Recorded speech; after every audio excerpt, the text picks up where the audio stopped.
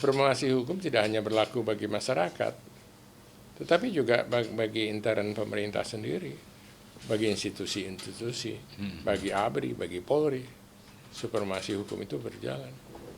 Dan supremasi hukum itu juga berarti bahwa hukum harus tunduk kepada hukum yang lebih tinggi.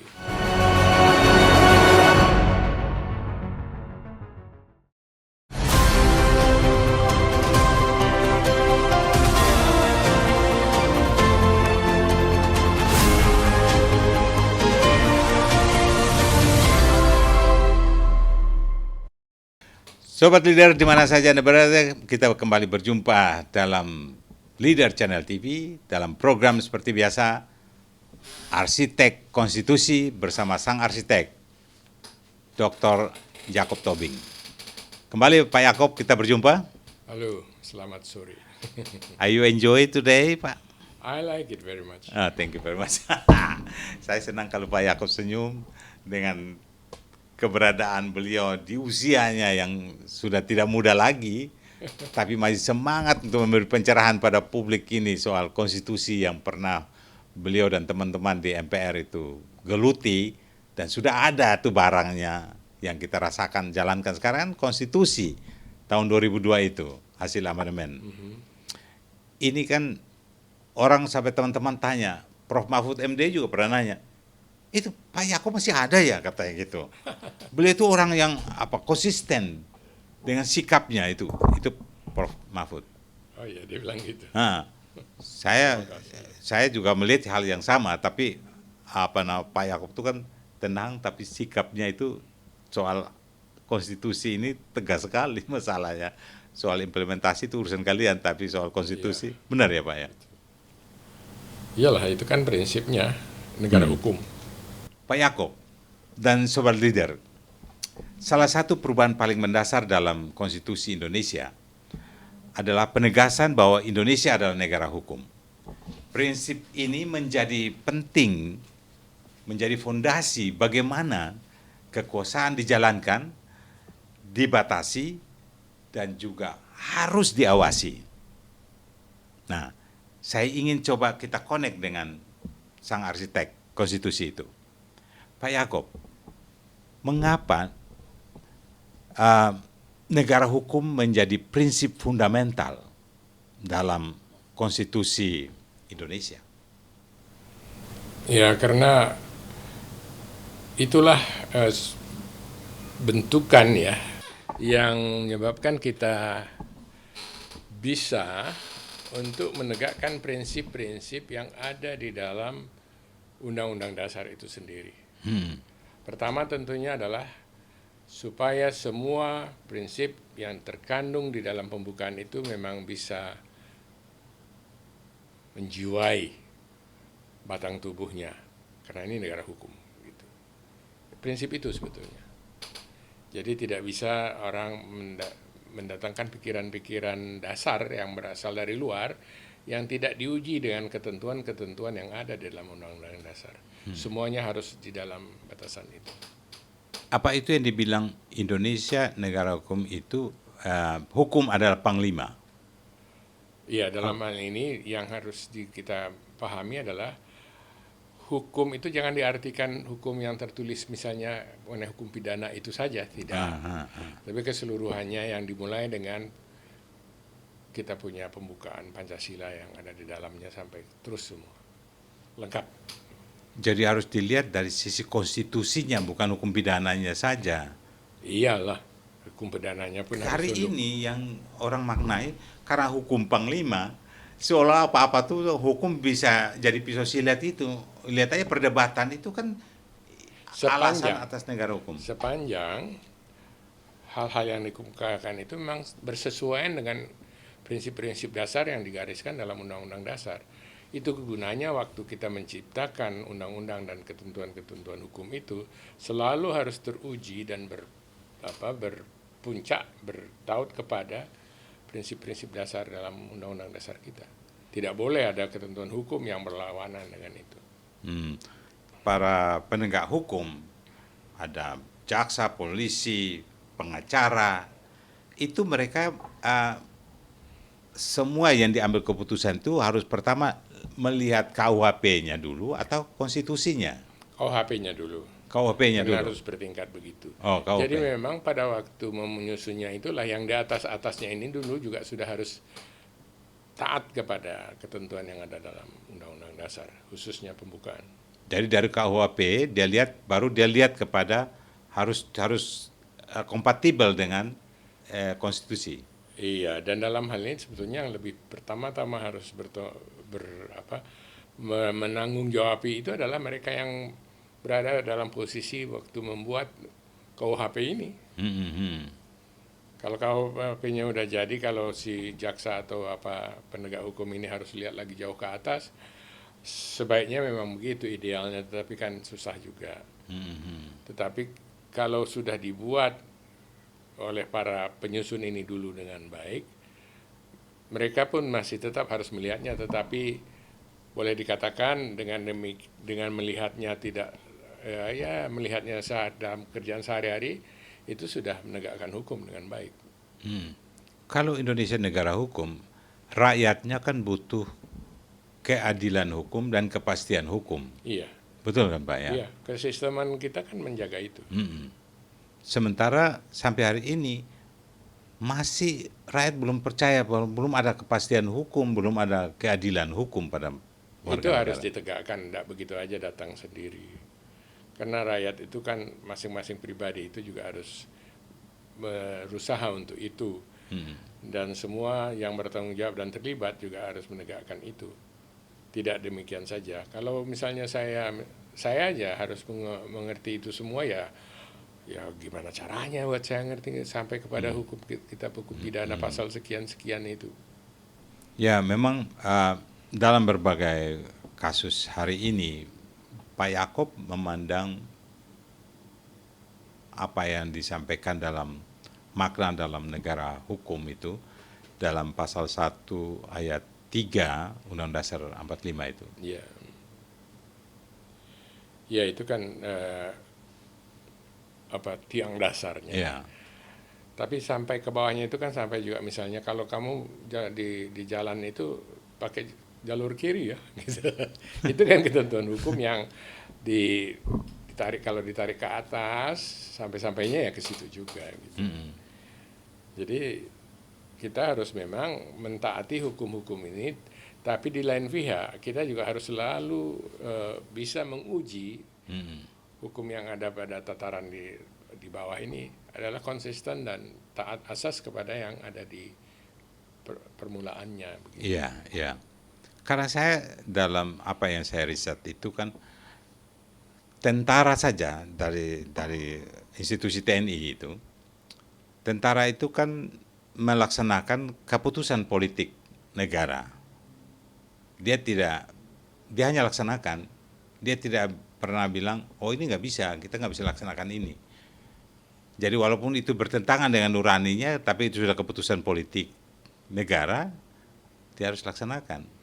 Iya betul, tapi jangan lupa waktu proses pembuatan ketentuan itu, aspirasi mereka kan sudah juga diikutkan.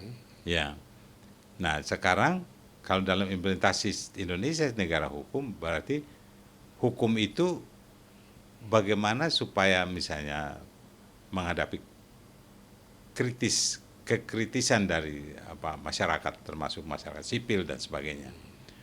Itu kan harus dilihat aturan yang sudah diberikan pada mereka dan keputusan politik yang sudah diberikan pada masyarakat sipil, bagaimana semua harus jalankan dengan benar ya.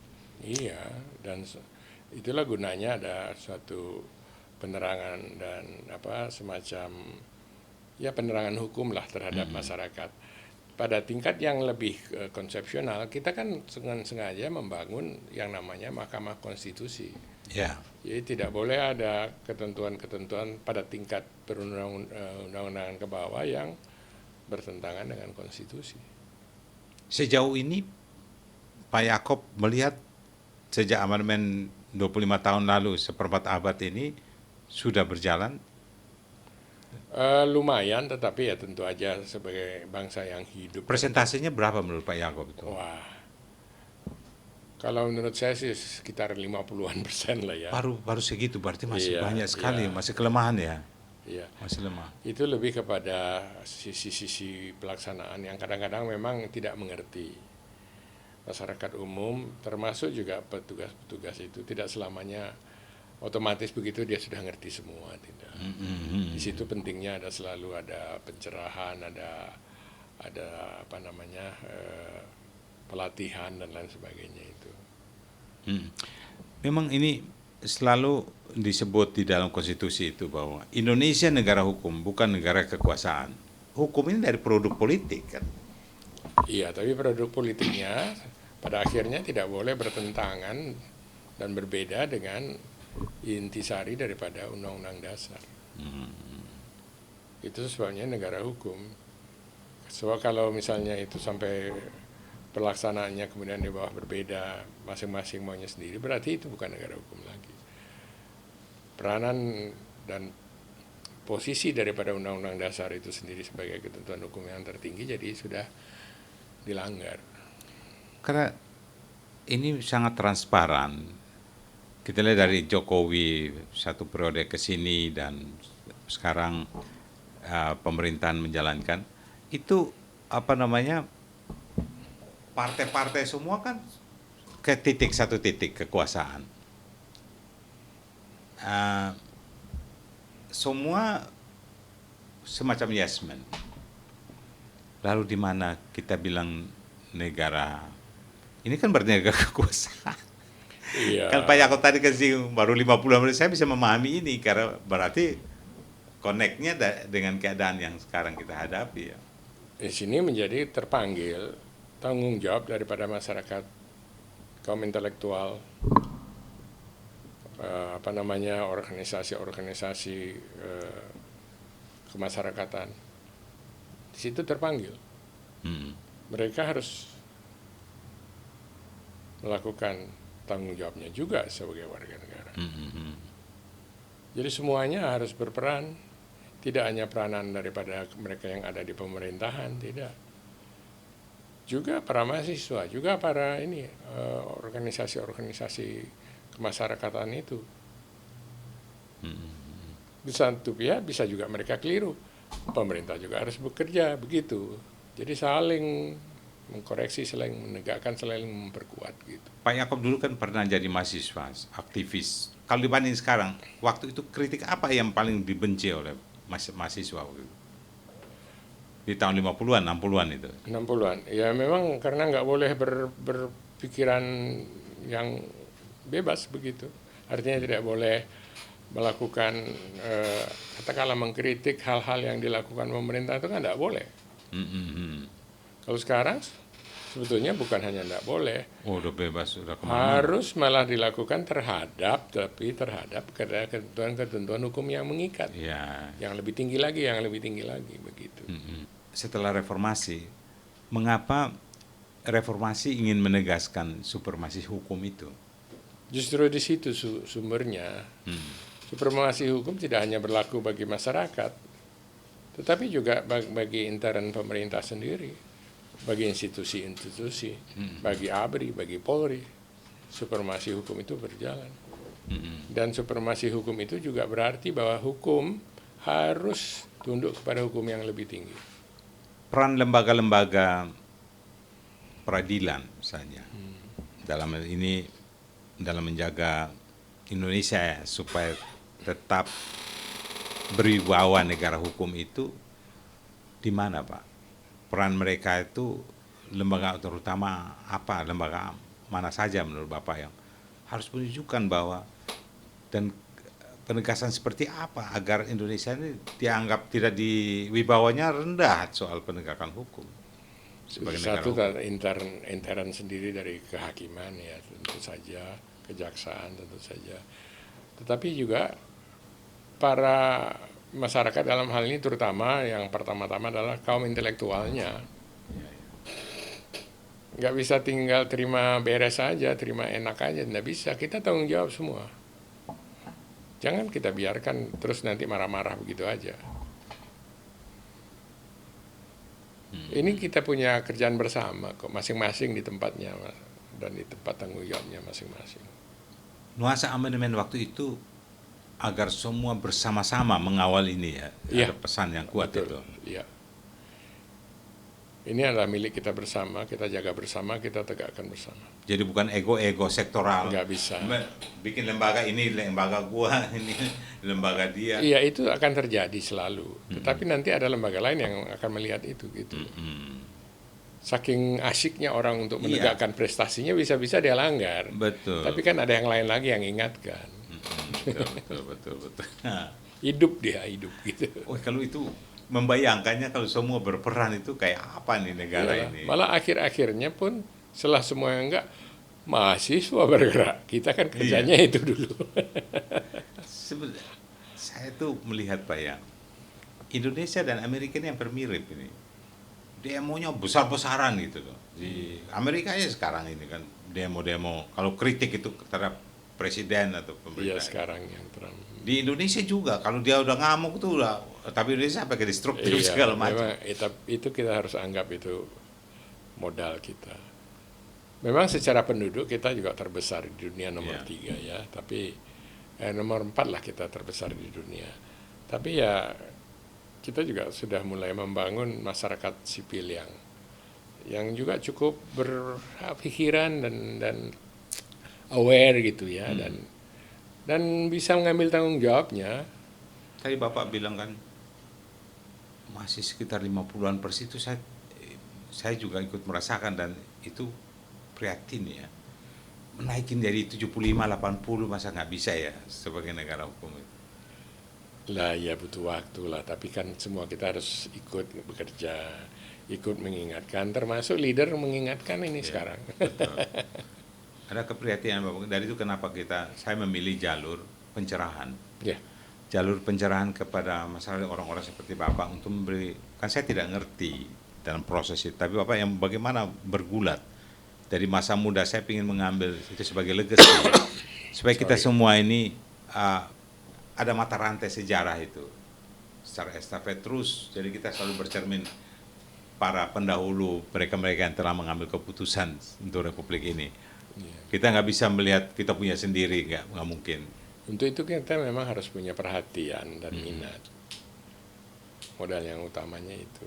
Ya, kalau kita melihat ini kan tantangan era modern, era global, dunia udah kayak AI, udah robot, big data, intelligent, artificial.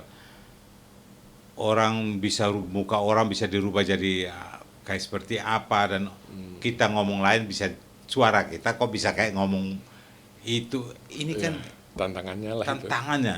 Nah, tantangan implementasi negara hukum di era politik modern ini menurut Bapak seperti apa yang harus? Ya sebetulnya bersumber kepada teknologi ya, dan harus kita atasi juga dengan penguatan pemahaman kita. Aspeknya salah satu adalah teknologi juga. Kita harus banyak baca, kita harus banyak mendengar, kita harus banyak berdiskusi. Terkait dengan tadi bahwa rendahnya penegakan hukum di negeri ini, apa masih perlu kita bilang hukum hari ini masih menjadi panglima? Hukumnya jadi panglima, tapi bahwa itu belum digunakan sebagai panglima itu soal lain lagi, itu soal penegakan hukum. Jadi hukum itu penegakannya tidak hanya berlaku terhadap luar, terhadap dirinya juga. Ini menarik, tapi memang butuh waktu panjang lagi untuk kita berdiskusi lebih luas dengan mungkin dengan para sahabat tokoh yang lain. Tapi saya ingin 1 menit dari Bapak. Apa pesan Bapak soal Indonesia negara hukum ini pada para pengambil keputusan dan para generasi muda ini? Iya, ini satu sisi yang sangat penting dalam kalau kita ingin Indonesia maju, penegakan hukum. Dalam penegakan hukum itu terkandung juga hal-hal yang menyangkut bahwa hukum itu sendiri harus ditegakkan secara baik. Artinya hukum itu sendiri harus benar-benar baik gitu. Dalam hal ini baik itu tidak hanya dari sisi tulisannya, perumusannya, tetapi juga dalam hierarkinya sampai kepada apa maksud kita untuk bernegara ini, yang seperti yang terkandung di dalam pembukaan Undang-Undang Dasar kita. Indonesia yang maju, yang adil makmur, yang betul-betul sangat menghargai satu sama lain. Ya itu yang harus kita usahakan terus. Dan untuk itu penegakan hukum itu harus mampu kita mengartikannya, tidak sekedar oh kalau begitu adalah aturan-peraturan lalu lintas misalnya, hanya sekedar itu, atau bahwa kalau ada orang yang berkuasa itu harus diikuti, tidak hanya sekedar itu. Kita harus melihatnya lebih luas dan lebih dalam sampai kepada esensi penegakan hukum itu sendiri, yaitu kebersamaan kita sebagai satu bangsa yang saling menghargai dan saling mendukung begitu. Baik, terima kasih Bapak. Terima kasih. Baik, Sobat Leader. Negara hukum berarti kekuasaan untuk tunduk pada hukum. Bukan hukum tunduk pada kekuasaan. Jangan dibalik. Saya Fredin dulu, sampai jumpa lagi.